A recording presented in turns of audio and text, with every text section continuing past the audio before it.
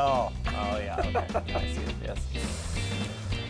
Ridiculous. Sorry. Okay, so, yeah, I can get started and then... Ask me a question, and I'll probably quote a couple things, because I just like the way he says this in here. I think it's helpful. Hey friends, welcome back with Sermon Refresh. Pastor Ted here with Pastor Rago, who's preaching this weekend. And he preached, I think, the best sermon that I've heard from him in 10 years. Wow, so, thank you. High praise. That's really kind. Yeah, really great sermon. If you didn't get a chance to hear it, check it out. Go on our website. We are on Spotify. You can go to YouTube. Anyway, check it out. Great sermon. Talking about the lie of Satan that says you can and must save yourself. Mm-hmm. So what other kinds of things were you thinking in this message that you didn't get a chance to say? So as I went in the message and used the metaphor that I used of the ocean and the lake, etc., it would have really made the sermon long if I had added in the idea how when we use this lie against ourselves, it also tempts us to use that lie against other people. When we buy into it ourselves, sometimes we just, through our sinfulness, play this upon other people. We're using this series based on this book. I don't think we showed you this yet, 10 Lies Satan Loves to Tell by Pastor Andrew Jones. And in this chapter, he talks about, I'm going to actually just quote him. He says it this way. Satan can fill anything after the lie and push and prod us to all sorts of falsehoods. You must save yourself, which means your neighbor must save herself, and you can ignore her. And so when we buy into this lie that it's up to us, and I need to be an independent person, I need to do this work on my own, whether it's just the work that I do in my daily life as a human being, but especially in relationship to how God takes care of me and how the body of Christ around me takes care of me.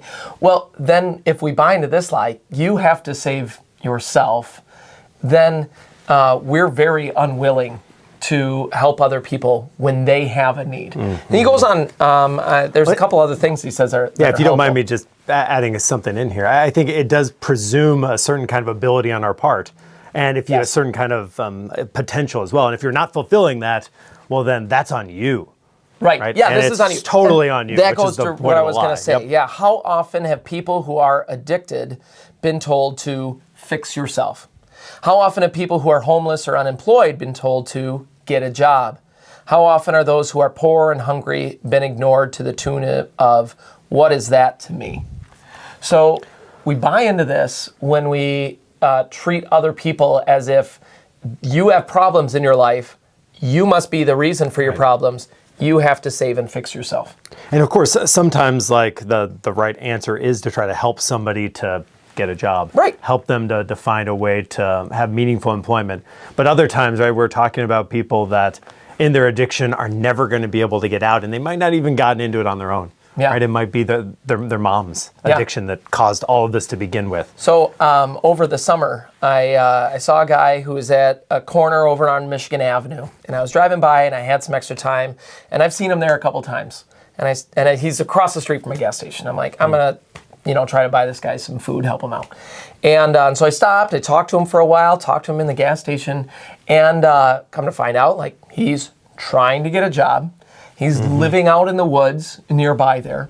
He doesn't have a copy of his birth certificate and is working to get one from the courthouse where he was born to be able to then get a job.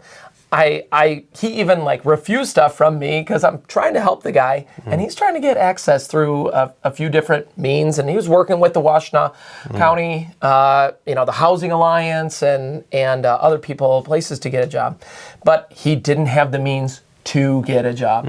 And so you don't know what's going on with somebody's story when you're trying to get them to do the thing that's gonna fix them.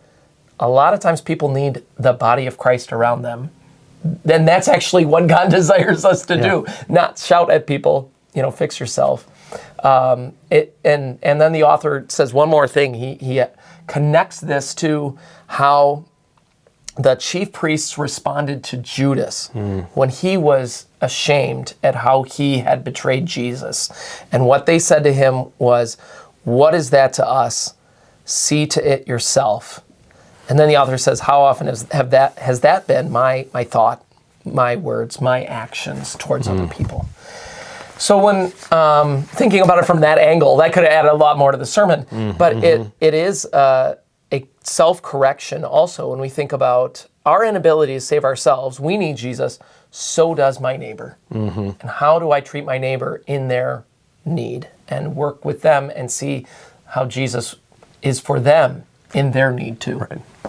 And so many of these things we think of as just often practical or ethical things, yet have this deep spiritual component. Yeah. Right? If we're imagining ourselves and other people as having this kind of ability vis-a-vis God to be able to save themselves, then of course they should be able to work to help themselves in their own lives too. Versus recognizing that if we're all lost and broken, then maybe we meet one another in that kind of lowest place. Yeah. That's a big difference. That's a big difference. I know, and at St. Paul, one of the things we're trying to do here moving forward is to give opportunities as a church to be able to work together, meeting people where they are, right? And trying to work through Love Ipsi, some opportunities we hope to tell you more about in detail soon, about meals, as well as some working with Diaper Pantry. Diaper Pantry on Saturday, the second Saturday of a month. That's something that may be coming up. So yeah, so we'll hope to get some more details on that soon. But ways for us to continue this work together because we can't save ourselves. Okay. And Jesus has done it all. Yep. And he opens us up to serve others. Yeah. See you in church, friends. See ya.